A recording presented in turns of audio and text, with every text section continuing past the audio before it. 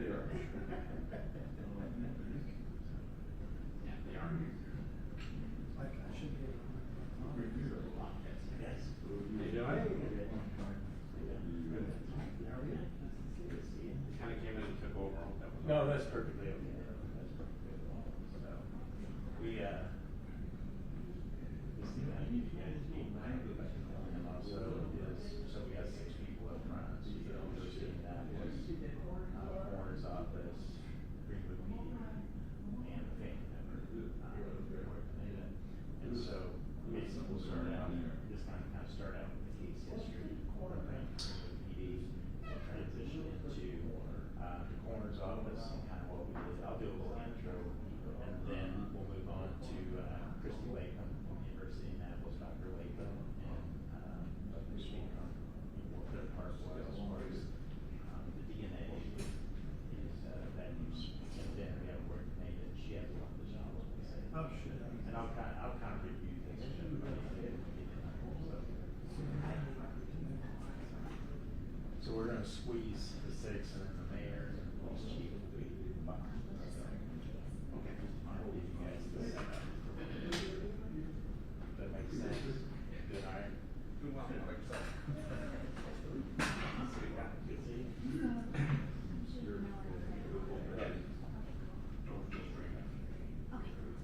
So is anybody, like, and that's the question, is anybody live on social media on this, or? Well, we're live, I don't know. It'll be live, probably Facebook and our app. Okay, that's why I was just curious. We're going, CNN is taking our signal, and I have no idea what they're planning on doing. Yeah, well, yes, South Carolina is, I think they're just recording. Yeah, they said the email reached out a little bit on. Yes. Okay. All right, well, we'll get that started. Thank you. Nope. Awesome. How's traffic? Not too bad. So I had plans to come in like 15 minutes before, and then I got a call from Erica. What's that? She said, I think you might want to come a little earlier. I was like, okay. So I think next time, best practices. Oh, yeah. I had to get here and we had to figure out, none of this was set up. We set up I mean the table is? everything. Really? Yeah, they had no idea. So we're gonna go over it. Three of us Oh, early. wow. What time? Yeah, is it? 9:30. I'll do that. And then I think, yeah, I think she wasn't happy. But I didn't know. I mean, I wanted to come on time, but Traffic, you never.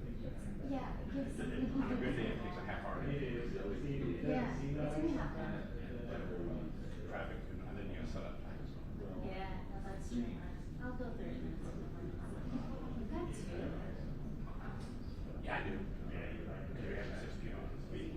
Oh, just in case. That's right. Well, yeah, they're gonna, otherwise you have past the time. Yeah, that makes sense. Yeah, because if it were me doing this, then I only have 1. I have a long box on.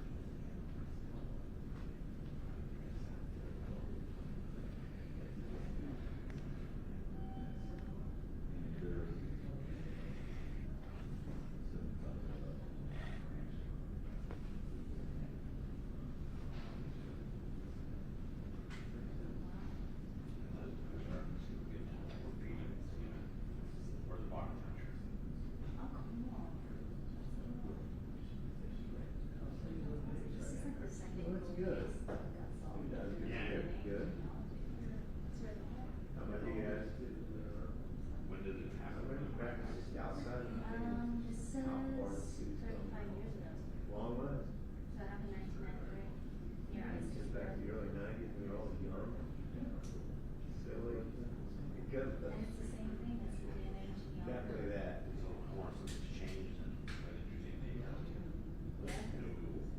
Yeah, I wonder if it also has to do with like, you know, everyone's identity test. Yeah. Anyone can do it, so maybe it's just, that'd be cool. You were? Having that test. I haven't done it yet. I don't know what to do with my information. Hey, Jim Rad, it's Rich Knight calling. Actually, I meant to call whatever we call QC these days.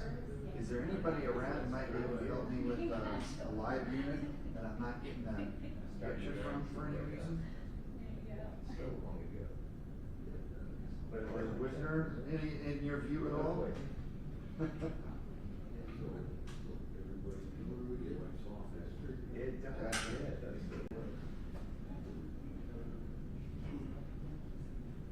I don't know. I've tried 2 cables and I'm getting no picture to the live unit. You got that part too.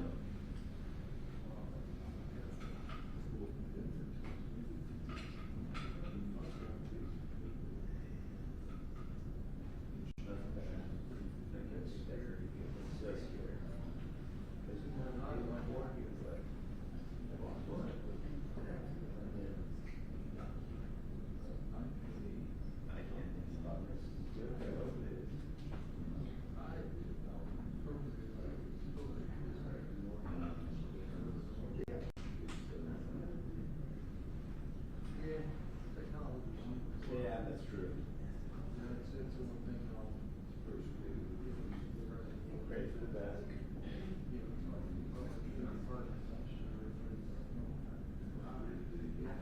Everybody is. That's supposed to be, I think I can see if we have. I am, I did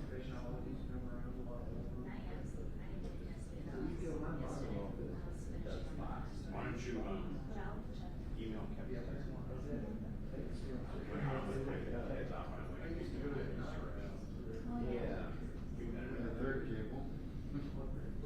Yeah. The date.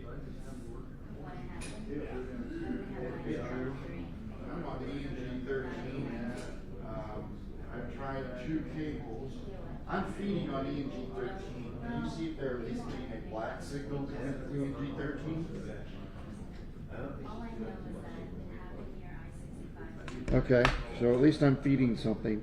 Well, I've tried 2 cables and nothing will give me a picture from my camera. Get ready to try a 3rd cable, just for fun. But beyond that, I don't know what to do. I want my SDI out. I only have one SDI out.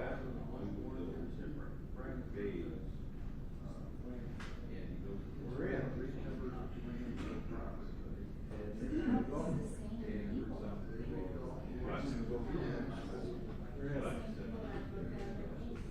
Oh, and you were 13.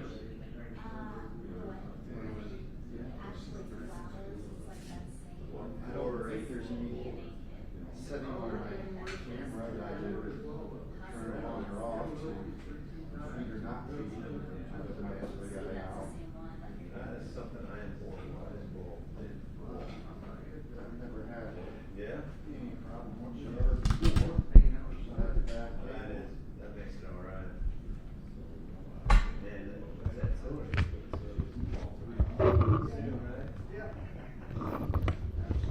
I told Travis, man, I stay, I'm running that too.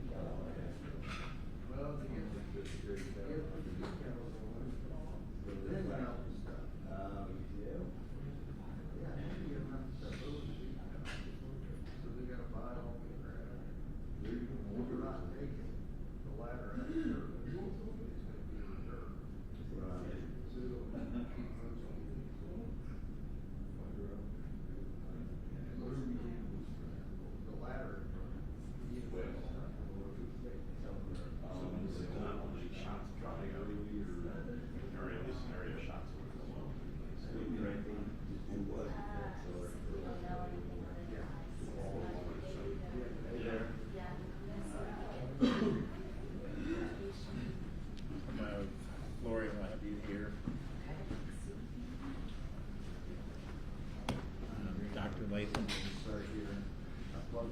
FBI with 3 different charges. that I just Dr. made. Latham, I'll have you right here. No, not the life. Me, Derek, Aaron, and Valerie should cover it.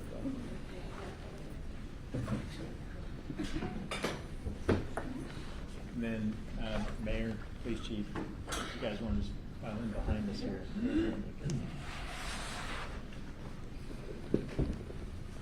Mike, we may need to move Mike's around. Okay, that's fine. Just, I can, just tell me what you want me to do and I'll do it. All right. Just to kind of give you guys the setup here, we're going to start to the left and move to our right as we talk about where the case started and how we ended up with the end result. So we'll get started here in just a couple minutes.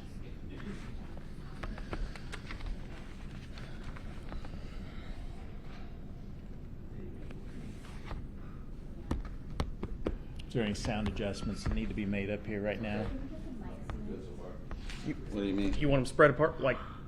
No, when you start talking, Oh. you may have to move the mic. Okay. Gotcha. We can do that.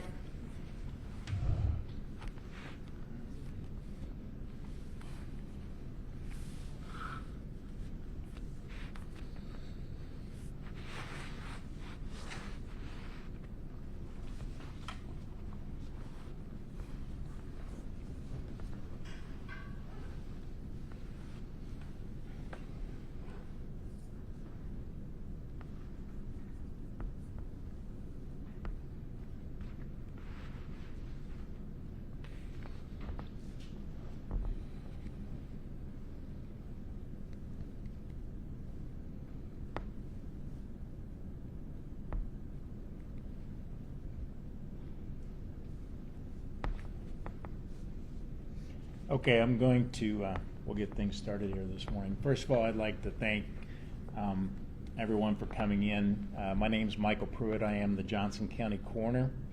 We're here to discuss a human remains case from a little over 30 years ago that we finally brought some closure to the family.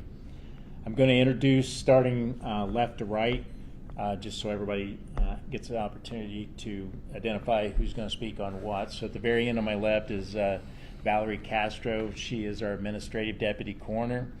This is Chief Deputy Aaron Hagest, who's with the Greenwood Police Department. This is my Chief Deputy, Derek Wilson, with the Johnson County Coroner's Office. This is Dr. Chrissy Latham from the University of Indianapolis. And our very special guest on the end is Lori Pineda, who is the cousin of Michael Davis.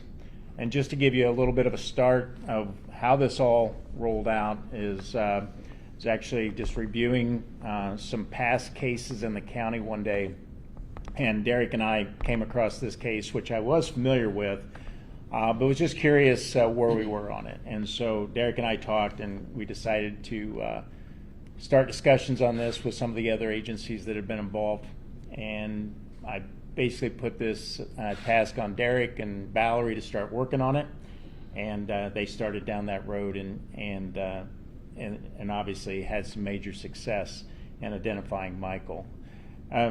Two purposes of this briefing today are, one, the fact that we're getting some closure for Michael's family. The other part of this is to bring attention to the number of unknown cases out there in Indiana, the people that have not been positively identified, and encouraging agencies to use modern technology that's out there, whether it's DNA or genealogy, to pursue those and bring some closure from families. And we were very surprised after a lot of hard work that there were a lot of avenues for you to use out there. And so that's the other part of this, is using those tools if you do have people in your communities that have not been identified, and we know that they're out there.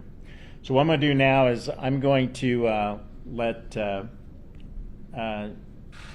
Chief Hagest kind of go back and give us a briefing and some history on this case, and then we'll kind of move down the line here and let everybody explain their part. So Chief Hagest, if you'd like to talk a little bit. Sure.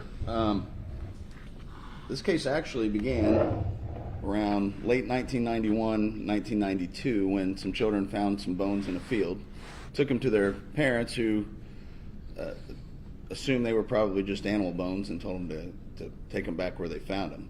Fast forward another year to 1993 when some children found the bones again, brought them forward, and they realized at that time these were human remains, and proper authorities were called. Our Greenwood Police Department detectives showed up. University of Indianapolis anthropology team came out and discovered we had bones in the field. They were discovered off of I-65 in a field, which is, if you drive by there, it's actually a golf course now. But we did all the investigating we could at that time, but because they were unknown remains, the case quickly went cold. But over the course of several years and advancements in DNA, seemed like every few years there'd be advancements in the DNA field, and a new detective would pick up the case. And over the course of 30 plus years, multiple detectives have handled this case. And as I said, with advancements in DNA, new samples were sent off to varying agencies, and we got a step closer, but we were never right there until fast forward to about April of 23, when samples were sent to Othram, and within 6 months we had a report that said, we really think you should talk to these individuals. They could be related. And that's when sat down with the coroner's office and we came up with a plan. Along the way, there have been, I just want to point out, there have been so many different agencies and organizations that have played a huge role in where we're at today, and too many to name, but I just wanted to say thank you. It was really a team effort in getting this done. Yeah. Derek, do you want to go ahead and just kind of cover our process with the coroner's office? Yeah, so I was tasked with putting a team together of key players to try to put fresh eyes on this case from where they had it to going forward to hopefully solving. We sat down at the Greenwood Police Department, and I had approached them about this case, and let me just tell you, the full support of the city of Greenwood, and specifically Chief Eisen, Chief Haggis, and Mayor Myers, about no problems. Everybody got together. We had some of obviously Dr. Latham. She's known state and nationwide. The state police, so we got together, established a team to work on this, established roles and responsibilities, who would do what, and then basically rolled up our sleeves and went to work, working with and partnering with Othram after learning their processes. They're very detail-oriented, and they are well-known for working with law enforcement agencies around the United States and getting cases like this solved. So once we figured out their processes, it was very easy for us to go down the rabbit hole, so to speak, and start making phone calls and putting pen to paper. Undoubtedly forensic genealogy and tree building, things like that, solved this case. Working with other agencies as far as Richland County, Sheriff Leon Lott, Investigator Dottie Cronice, worked with them down there. They were an integral part of getting birth certificates that, expedited. Nicole Cleaves, she's a constable with the Kentsville Police Service in Nova Scotia, Canada. Michael spent years in Canada as well, so played an integral part of going out and getting DNA samples and things like that. So, like I said, Michael spent a lot of years all across the country. We can put him in as far out as Los Angeles, California in 1988. So, how he ended up here in the Midwest in Greenwood, Indiana, 2 years later. So we still do have a few questions, but for the most part, it was my job to put this team together and kind of be the maestro and just coordinate people's efforts until conclusion. I can tell you that we were never, nobody ever said that this was an an unsolvable case, but I was told numerous times that this was going to be a difficult one. So. Okay. One of the things that I mentioned to kind of support what Derek talked about, we did through Othram Forensics, they did have funds there that we were able to send those DNA kits out to multiple potential family members across the country, and that was Ashley Flowers, her organization, which is an Indianapolis-based media group that kind of works on these cases. There were funds given to Othram for this purpose of searching out these cases where there were unknowns, and so that was a big player financially for us to help us get those kits out. I'm going to let Dr. Latham just kind of talk about what goes into these forensics cases. This is pretty much what she does, and she does. Oh, let me move the mics down here.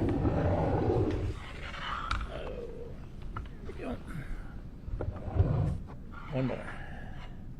Okay, I want to make sure you get all of them. There you go. All right. All right. As a forensic anthropologist, I'm really a scientific consult to the coroner's office and law enforcement. So it is their motivation that really gets these cases solved. I'm essentially there to suggest tests, to talk a little bit about the strengths and limitations of what might be available for identification purposes. While this case predates my time at the laboratory at the University of Indianapolis Human Identification Center, our lab was involved since the beginning. It was my predecessor, Dr. Stephen Naraki, who's also a board-certified forensic anthropologist, that participated in the recovery efforts and some of the initial analyses. All forensic science tools have their strengths and have their limitations, and if that wasn't the case, then everything would be solved immediately. But we do have long-term unidentified cases, and we have a lot of them in the state of Indiana. And part of that has to do with limitations in technology. Part of that has to do with the condition of the remains that we're trying to analyze and identify. And that's what happened with this case. We revisited it every few years. When I took over as director of the Human Identification Center in 2016, it was one of the cases we looked at and trying to think, or could newer technologies benefit this case? And we're really just having to look at what was the state of art of technology and what resources did we have available.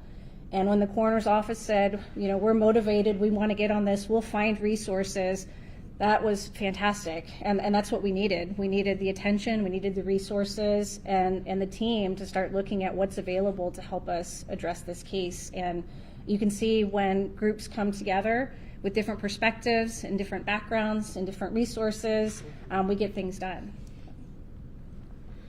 Thank you, Doctor. And the last person that is going to speak to us is our family member, Lori Pineda, who came here from South Carolina. She's been enjoying the Hoosier hospitality, yes, along with indeed. giving the family some closure. So, Lori, I want to turn the floor over to you. Thank you. We'll move the mics down here Okay. because I want to make sure that we get all of this here. Thank you. I had to make some notes so that I make sure I don't forget a few things, but good morning, everyone, and thank y'all for all being here today. For over 30 years, our family has lived with the uncertainty and pain of not knowing what happened to Michael, who we affectionately call Benny. His name's Michael Benjamin Davis, but we called him Benny.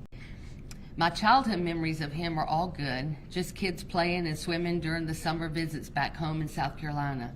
His family moved to Canada, so visits weren't often, but they were good, and I remember him as a sweet and a silly kid. As an adult, Michael struggled with mental health issues and trying to find his place in this world.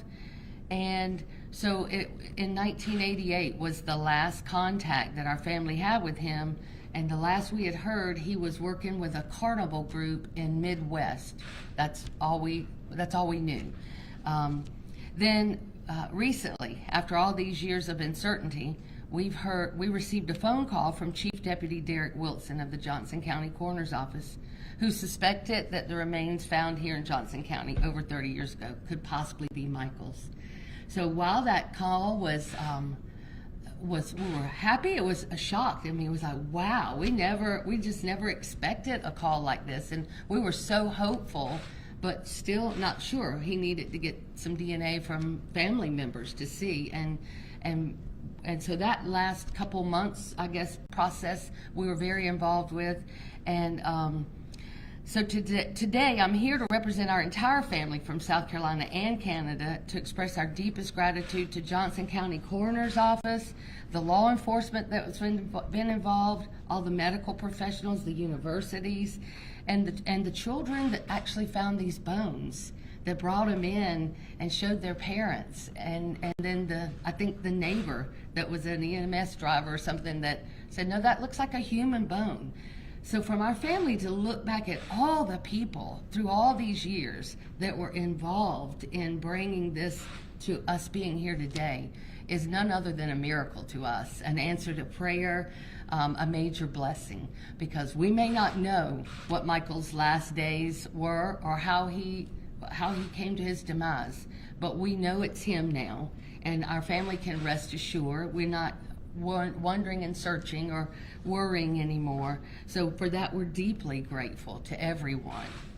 I want to specifically take a moment and thank Chief Deputy Derek Wilson and Valerie Castro of the Johnson County Coroner's Office, who contacted our family and has worked with us. Their professionalism and genuine concern were evident from the first phone call, and even in the personal attention to my care and well-being from the time I've been here in this county has been amazing. My family's very involved. Even when he took us out to the field to show us where the Nell golf course, to show us where the bones were found, I recorded that and had to send it out to all the family members last night. Everybody really cares about this, and it's genuinely, I don't know how to express it any more than we're genuinely grateful to everyone here, from the mayor who was on the call in the beginning to every single person has played a role and bringing this satisfaction to our family that we can now, I can bring Michael's remains back home to South Carolina and properly place them with his mother where he belongs, and our family can have the rest. So we thank you all very much for everything you've done to help our family have this closure. Yeah, thank you, Lori. This is what it's all about. You know, sometimes we deal with a lot of negative stories, but this has been great for our people to work on with their family and bring this closure.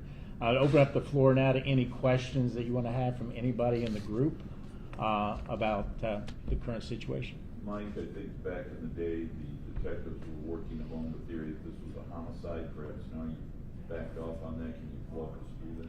I think it's always been an open case of probably a little bit of speculation.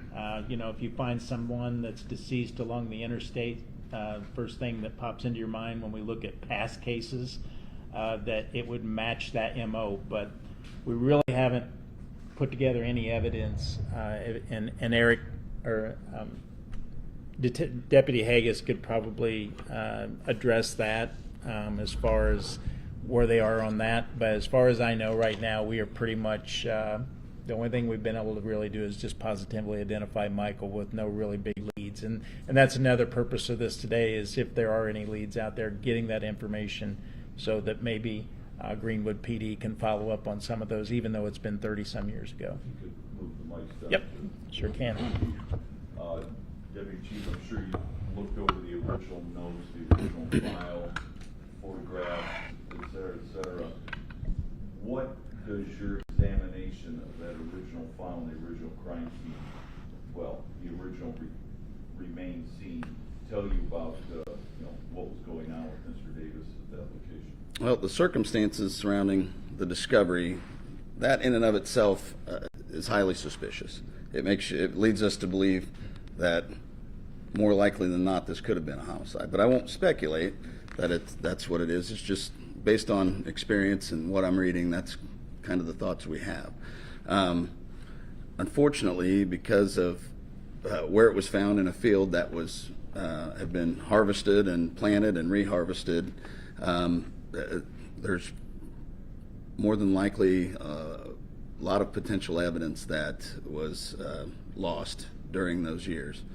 At the same time, as Coroner Pruitt said, this is the time. If anybody has any information, I'm willing to follow up on anything and take this as far as I can take it. Ideally, I'd love to be walking Benny's shoes for for the last few years of his life, but all I can get is the last few months, that's information I would love to have. So anyone who has any information out there can call the Greenwood Police Department at 317-882-9191 with that information. What years or months, what time frame are you talking about? The time frame leading up to his death. Which would be from when to when? It's been estimated that he was in that field probably as early as late 1990. Is that what we thought, to 91? So if I could get some information between 88 and 91 on his whereabouts, where he was working, what he was doing, who he was hanging out with, that could definitely get us some answers we need. Just to follow up there, to try to clear up for me, do you have a rough idea or when you think he may have died? I don't want to speculate, but the anthropology report put the remains as early as 1990, but could have been somewhere between 90 and 91. Can you explain to us, and of course all this is about the advancement of the technology that, even 5-10 years ago was not available, the steps you had to go through to retest and then get that first phone call and then walk through those phone calls and finally got you in touch with the family in South Carolina? Yeah, I can remember getting the report from Othram, and it had a list of, I believe there was 3 people they really wanted us to talk to, and potentially 3 others that were kind of a backup if we couldn't get a hold of those people. The problem was the first couple people I spoke to, it sounds, and as I think about those first phone calls I made, if I was on the other end of them, I would also probably think it was some type of scam, because everybody pretty much hung up on me and said, this is a scam and I'm not talking to you. It took finding some, I had to kind of go around the people I was trying to get a hold of and get a hold of some of their family members to say, hey, Google my name, call the Greenwood Police Department and let your parent know that this isn't a scam. I am who I say I am, and I really need to speak to him. And that happened a few times. And once the ball got rolling with we'd have someone who would agree to take a test, and then that was sent to Othram. They would enter it into their system, and it would give potential new matches. And this is all through the various DNA and genealogy databases that they work with. That we get every few weeks we get another report that would say, hey, we have new matches, call these people. And that's when Derek and Valerie got in and took over with all the phone calls and worked very hard on putting that all together. So I'll let Derek answer any of those other questions. And just to echo what he said, the difficulties here, you make these phone calls to people that are a lot older. They're in their older generation, and you start saying things that are just bizarre to them, and they think it's a scam. So basically what worked the best for me is going around them, going to their grandchildren, going to their children, selling them on, we are who we say we are, look us up, verify our information. Once we got that sold, they go right back to the elderly, their elderly relative, and he's fine to talk to, they're fine to talk to, they're legit. But, there's one part about sending a kit out to somebody that hasn't tested a DNA kit, having them swab their cheek, sending it back in, and then they analyze it in a lab. But, we also had people that, one of the first questions I would ask him, have you ever taken a test like 23andMe or done any ancestry? And, a lot of people out there, well, yeah, I did that during COVID time. I did that. So we were able to get those profiles and send those to Othram to, for them to analyze immediately, and we didn't have to wait. But in this particular situation, the testing that we needed, we tested, I can tell you we tested 2 females in the state of Texas that believed that Michael's father was their father their entire life. They were born and raised thinking, and so then you get a test back that's a no match. I mean, could you imagine having that conversation with somebody about this isn't who your father is? So I can honestly say that through this case, those two individuals were able to find their family and who they really were. Because I can't imagine, going through life and not having a sense of true self. But that was one thing that did come out of this, is it did help numerous families over different states. And just to go back before, we can put Michael in Los Angeles, California in 1988. So we do need to pay attention to 1990 and 1991 and to echo, again, what Lori said. The last known information that we have is that he was with a traveling carnival here in the Midwest. For either the deputy coroner or the coroner, how much of a challenge is it for a local county coroner to undertake a quest like this unless you've got a philanthropic or a private funder who's going to provide you the funds to be able to take this on? We are basically, our agency, I'm the elected, but we're all part-time. Other than Valerie, who is our first full-time employee of the office, it takes a lot. So we're doing this in our off hours from our regular jobs. It's not always just, we're not in the office Monday through Friday working on this case necessarily. So it can be very time consuming, and if we had not had the funding to help support those DNA kits, this would have made the job a lot bigger in coming up with the funding. Now, I would have not held back on trying to obtain that funding to get this done one way or another. We were committed to getting the identification done and whatever it took. We were just fortunate enough to be able to get some financial support through OTHRM, through a grant process that they had. So it's a huge undertaking. Every little extra, I know Valerie and Derek, every extra hour they had, anytime I talked to them, they were on the phone with somebody. Potential family member, another agency across the United States, and so their commitment was above and beyond of what they were required to do in their jobs every day. So very happy about that. So either talking to other coroners or Dr. Latham may know this, how many open cases of unidentified bodies, and let's just go from 1990 on, do you think we're looking at in the state of Indiana? So that's one thing that we are looking into. I started a group called the Identify Indiana Initiative, and we also work very closely now with the newly formed Indiana State Police Cold Case Unit. And one of the things we're trying to do is get an inventory of all the unidentified human remains cases in the state of Indiana. And there are some barriers to that. Part of it is that we are a coroner system, so records are a little more fragmented than you would find in places that have a more organized medical examiner system. So we don't really have an answer to that. I can say for cases that get forensic anthropology analysis that remain unidentified, we offer to provide a secure and safe place to hold those cases so that they're easily available when new tests arise. But that is up to the coroner to decide what they want to do when the report is submitted. For cases that aren't submitted to forensic anthropology, I don't have that information, but we are trying to work with county coroners, with sheriff's departments, with cemetery sextons to try to get an accounting of the true number of unidentified cases in our state. Dr. Latham, another question for you. Is this the same DNA genealogy test that also broke that cold case earlier with Carmen Van Huss? I'm curious to know if that's the You're talking about just the recent case here in the last couple days? Exactly. I don't know information about that the other case, so I can't really speak to the connections between the cases in terms of the DNA.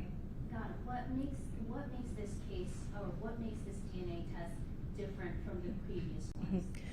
So traditional DNA analysis that we use in forensic situations is associated with the CODIS database. That's a nationwide DNA database.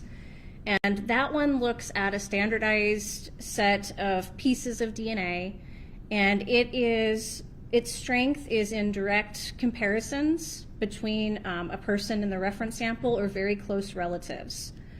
One of the benefits of this newer technology of the genetic genealogy work is that it looks at different pieces of DNA that are able to recognize very distant relatives. So distant, in fact, that the DNA work is just the tip of the iceberg with genetic genealogy. The real work is then trying to identify closer relatives. So there was a large number of people that were working on that, including people at Othram, including people at this table. But I also had 3 assistants in my lab that are standing behind me that spent a lot of time doing genealogy work. And that's not DNA. That is looking for newspaper clippings, for obituaries, for wedding announcements, trying to make connections between those trees. I just want to make sure that they're introduced to everyone because they worked very hard on this as well. So you guys want to say your names back here? Hello, I'm Izzy Mulatto. Hi, I'm Nicole Clayton. I'm Sabrina Macron. So I think that's really the strength behind these tests is they identify the more distant relatives. It's a larger branch, so it provides a bigger net in terms of trying to find who that person was. But it is much more expensive and it is much more time consuming.